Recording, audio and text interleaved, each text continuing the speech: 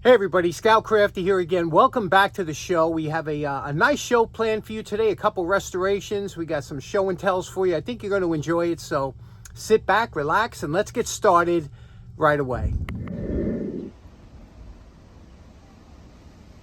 Okay, next up, if you remember last week, Carrie from the Ozark Bonsai, she sent over a box of great stuff, and there was a couple things I want to get to. We'll get to other stuff later on, but there was just a couple things. This was a Eveready Captain flashlight. These were huge in the 50s and 60s. They made these for a long time.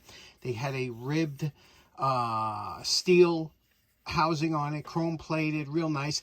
Let's do a quick cleanup on here, put some batteries in. It had the little lanyard ring on here. They were just beautiful lights, weren't they? So let's clean this up real quick and let's see how it works. Okay, we did a quick cleanup on here. Let's turn this on. Oh yeah, look at that. These always had a pleasant look to them, didn't they? Nice little beam here, and just an attractive light. They had a whole bunch of the Captain series. They had large ones with big reflectors. Yeah, the Captain series was very popular for many, many years. There we go. Next, Carrie sent this Master Mechanic folding screwdriver set, new old stock. Very interesting set because these were really popular again in the 60s and 70s, but they came with hex keys and it's different. But this one here is a little bit unusual. Let's take it out without destroying the package if we can pull this out here. And I want to show you what this entails here. We have six here. We have a flat screwdriver, you can see here, slotted screwdriver. We have an awl. We have a smaller screwdriver. This is a 1/8 inch. This is 3/16. On this side, we have a 1/4 inch screwdriver and Phillips. Okay, that's a number 1 Phillips.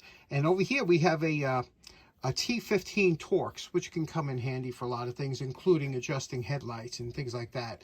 But this was made, you can see here, can you see that? The light sometimes. This was made by Eklund Tools, and they were out of Chicago, Illinois, made in the USA. Boy, when was the last time you saw a made in the USA product, right? And you remember these? They used to come in all different types and configurations, but nice tool, isn't it? Okay, last up, what I want to show you today from Carrie's tool send over is the ArrowView 35mm slide viewer. Now, this was from a time, you can see here, self-illuminating battery viewer. And this was when 35mm slides were really big, made in Chicago. A lot of things were made in Chicago, huh? What do they make in Chicago now? So here we go. Let's take a look at this here. And this is indicative of like the 50s with the swirled, you know, they were getting away from Bakelite. They were starting to come into plastics. This was a swirl type. And you can see here, this would adjust the screen in and out. You can see by turning that in and out, this would adjust it to focus. Let's take it apart, put some batteries, probably take C batteries. Let's take it apart, look inside, and see if we can't put some slides. I guess you would just slip the slide in underneath here. You see that slot? Let's check it out. We took these two little screws out of the side here, opened it up, and this is what I was exposed to here. Now, it looks like the battery has to go in here, and this probably holds the top of the bulb. And I guess when you put the slide in, it must push the bulb against the contact so that, and there's the diffuser. Let's take it, this is glass, very heavy. Let's take a second to see how this figured out. I had to go upstairs to get some slides from the closet. Here's the box that the slides have been in since I'm a kid. You can see this is a box of memories here. And here is a Arcadia viewer, which we'll check out in a minute. But let's see if we can't get that one working. Okay, I got to tell you, I am baffled. Now, I know there's a piece here. It looks like it might, I don't know what those two pieces are. The bulb has to go here along the back somehow, and I'm sure one of these contacts touches the outside of the bulb, the side of the bulb, and the other one, when you push the slide up, makes contact and somehow gets this to work, and I just can't figure it out because there's no diagram of what the inside's supposed to look like. The batteries are in.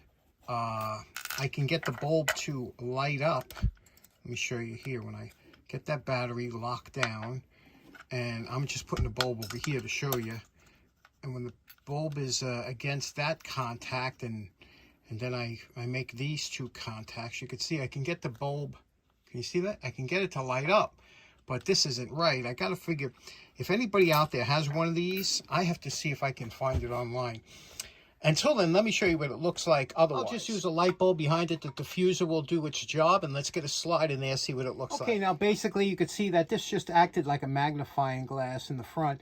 This was, I was 3 years old. That was my train set, my Lionel train set on the carpet there in my living room with the tree. There's my sister looking at me in my saggy bottom pajamas, and again with the Christmas tree.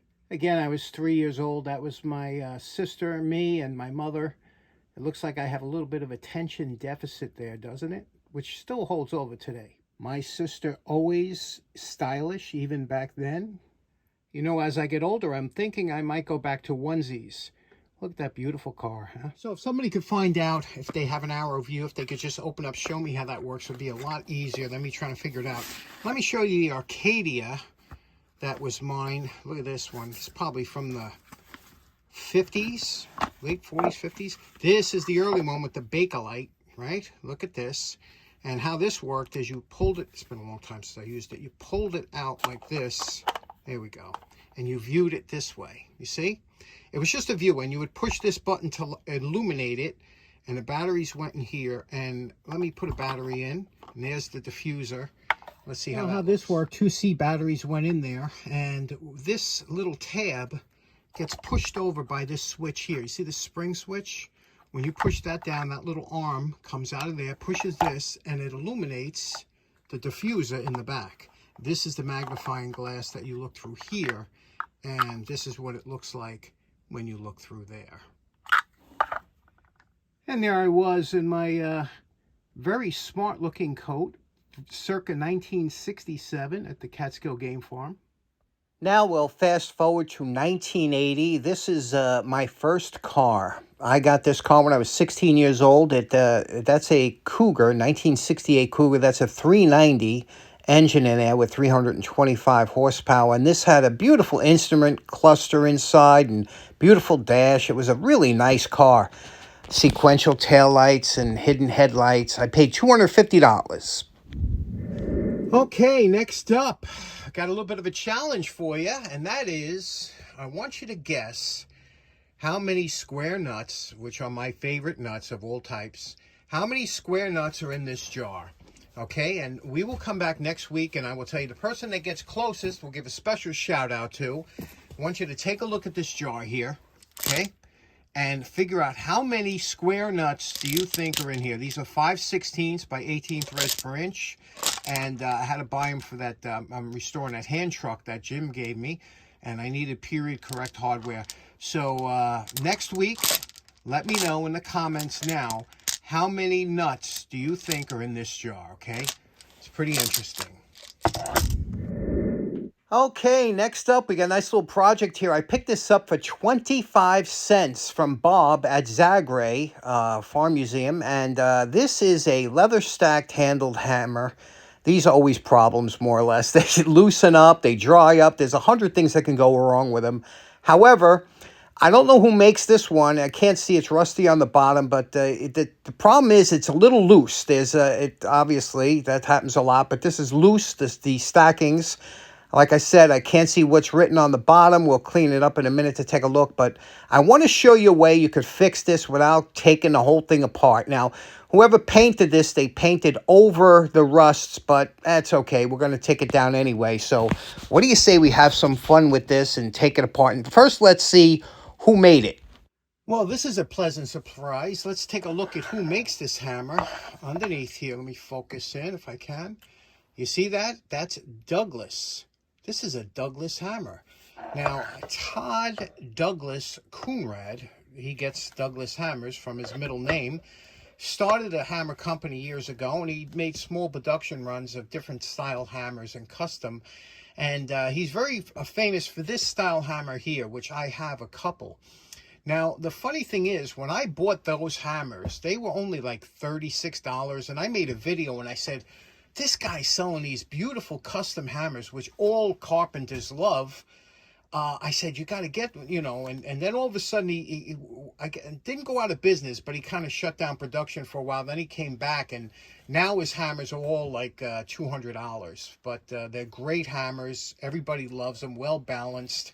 This one here is a 16 ounce, and you could see the condition it's in, like I said. But now that it's a Douglas hammer, we have to, take a little bit more care of it. This is kind of a rare hammer. This is one of his early ones, but we'll do like we do all the rest of them. We'll take good care of it. So let's get it back into service, and we'll start off. You notice I didn't wire brush the head because we're going to take it to the flap sander anyway. So let's do that.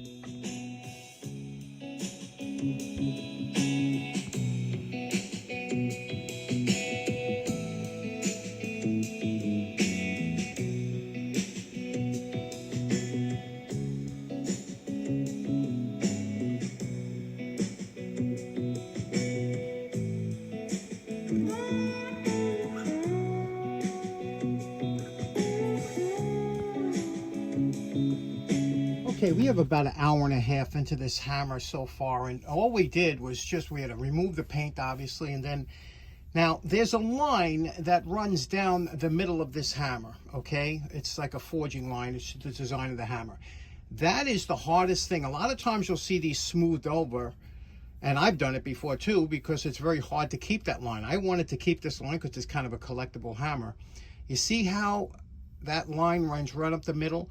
You have to grind on the left side and the right side, always just skirting that line.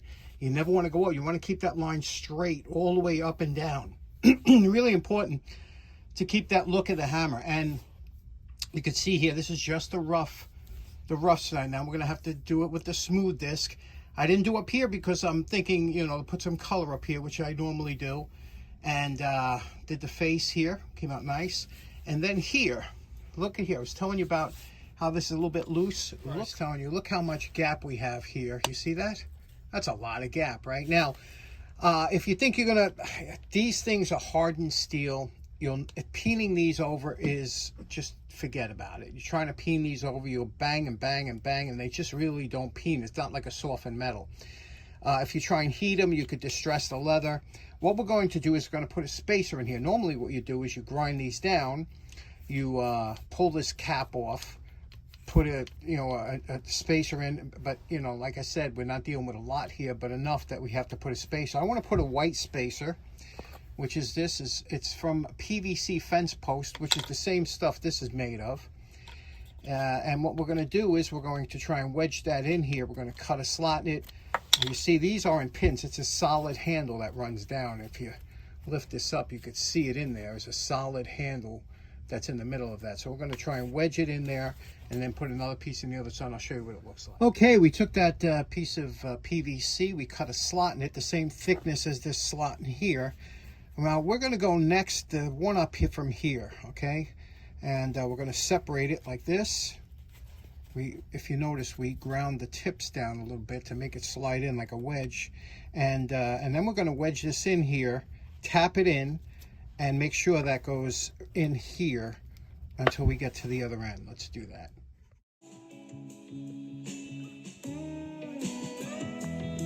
Okay, there we go. That is super, super solid. Okay, there's no more gap there. It's very nice. Now what we're going to do is we're going to take it out. We just want to make sure it'll fit and how it is. We're going to take it out, knock it out again. We're going to apply some glue, knock it in. Okay, the glue will hold it in. And then we're going to glue a small section in there with PVC glue, which, as you know, will bond it as if it was never separated. And if we do it right, you shouldn't see any problems there. But there we go. Let's try that. Okay, we put glue in there and then we reinstalled it. Now it's really important to make sure you take a damp rag and get all that glue off of the leather. Even though we're going to sand it down later, you don't want to give yourself a hard time, especially with the way it adheres to certain finishes. Okay, so remove all the glue, and now we're going to put a slot. We're going to use a different glue in here, like I said, a PVC glue.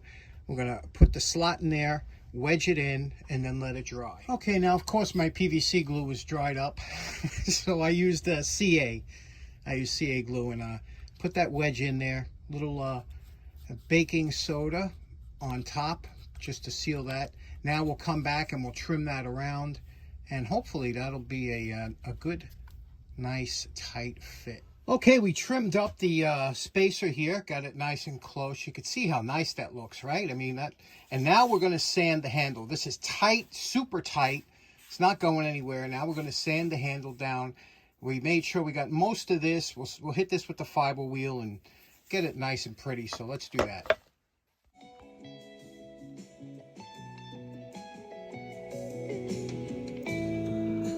Okay, now because the handle has been used for many years, there's sweat stains, everything, and you'll never get it down to perfect leather unless you took it way down. It'd be too thin. But we're going to work with what we have here, and we're going to use a hot wax treatment to try and bring it back.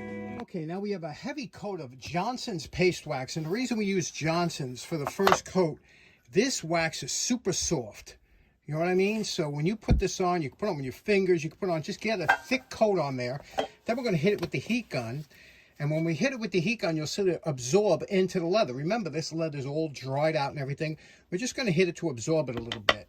Now you can see after we hit it with the heat gun, it absorbed. You can see all the dry spots. It absorbed into the leather because this is end grain. Remember, this isn't the face of the leather. This is the edge. It's going to suck in all that oil, whatever you put on here, it's going to suck it in. So we're going to keep putting this on, keep lathering on the wax, and then we'll put a thicker wax on later on to go over it. But let's put another couple coats on. Now, what's interesting, as soon as you hit it with the heat gun, you could see it absorb, suck the wax into the grain. It's really satisfying. But put a bunch of coats on there. And now you know my favorite part. Remember what this 25-cent Douglas hammer looked like before we started. And we're calling this project done. You know, because of the rarity of this hammer, my hands are kind of tied of what I can do. But I'm very happy with this. Look at what we did here. We did a hot wax treatment on the handle, buffed out. That's just wax in there. About 7 coats to suck it in with the heat gun. And now that is just, you see how it re-swelled the handle? Again, the handle's real tight. There's our little spacer in there. It looks nice, doesn't it? I believe S-Wing used to use white and red or white and black spacers. And then you see what we did. We, you know, did a nice finish on here. It's a satin finish, much like it would have came from the factory. Look at the top of that. Look at the top of that, huh? And the face. It's like similar, almost like an NOS. You know, you could say it's it's a hammer that wasn't abused. Let's say if you saw this, you'd pick it up in the flea market. What do you think? Douglas 16-ounce leather-wrapped hammer. Don't see too many of these. Okay, next up, we got a very interesting item here. The first time I saw this item was from my mentor, Dan Semmel. Brought it down and lent it to me for a show and tell for the show, okay? So we did a show and tell on this, I don't know, a couple months back. And then I was watching my good buddy Ben from the UK, the Tool Addict. Ben has probably one of the best collections of tools in the world. And Ben happened to come across this. He didn't know exactly what it was at the time. And I told him, if you don't know, this is an antique ice skate sharpener. Now, what you would do, ice skates have to be kept sharp so that they can not slide around the ice when you're trying to go around a turn or something. They need to have the edges sharp. And this puts a flat bottom on it. You see that? There's a file, a square file in there. And it puts a flat edge on the bottom of your ice skates. And these were popular. They came in different sizes, shapes, and styles. But this one here has become quite collectible because, first of all, it's kind of a heavy piece, and it's a nice piece, and people look at it and they don't know what it is. But it used to have a paper label on here, okay? And when I saw Dan's and I did a demo on it, I said, boy, I would love to do this up Scoutcrafter style. And I usually don't mess with collectible items, and some of these do go for some pretty, money on eBay and whatnot. I don't know why. Even I paid over $25 for this thing, so they don't ask, but I wanted to do it, and I said, I'm going to do it. I'm going to do it in my style. So what do you say we do this up Scoutcrafter style? We'll see what it looks like here. It did have, like I said, a paper label. I think it had instructions on here, and these screws are kind of messed up. You could see here. But let's take it apart and do it up nice. Now, construction on this is very simple. It's just 2 screws come out here, The two pieces lift apart, and there is a square file. The nice part about this is you could rotate it as the file wears out, and you could see it looks like it was rotated twice already. This one looks like it hasn't been touched yet, but we'll clean all this up, clean this up, and boy, I got something really interesting planned for this. Let's get to it. Okay, here's our post wire brush evaluation. You can see the casting here. Comes out real nice, right? And we did the screws, and obviously we got to address the head of the screws because they were kind of a little buggered up. And the file you got to do with a brass brush, a hand brush. You don't want to dull that out. That goes in here, and then this goes on top. Now, let's take it to the next level.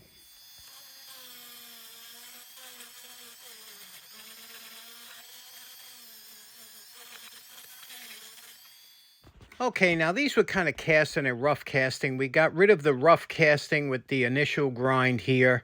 And then we went here with the fiber wheel and everything and took it down to a more of a polished look. We don't want to make it polished, and except for the screw heads. Okay, now this is 2 coats of clear coat, front and back. These tended to rust because they were plain castings, so here we go. This is all protected now. Let's put it together. I'm calling this project done.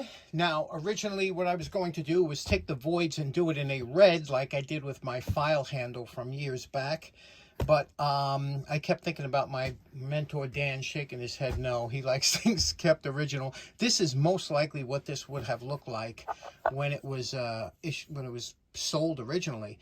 It was a plain steel cast finish. And you can see what we did. We clear coated 2 coats of clear coat so that because this is a tendency to rust, and especially when you're handling this with your hands, you have a lot of hand oil and sweat that will, you know, really add to the rust factor. So, but now look at that, just a beautiful piece. And again, the screws really make a difference, huh? But inside and out, the edges, the file. And yeah, there we go. Ice skate sharpener from the early 1900s. What a nice piece. Heavy weight to it. Scrape that along the skate. What do you think? That one's in the can. Okay, so in closing, that was a fun show. I really enjoyed today's show. I hope you did too. And don't forget, let us know in the comments how many nuts do you think is in that jar. That jar of square nuts that's 5/16 by 18 threads per inch square nuts, and just put a number and let me know what you think, and the closest one will give you a nice shout out to. Anyway, thanks again to Carrie for the send-ins, and we will see you next week. Happy Thanksgiving, everybody. Take care now. Bye-bye.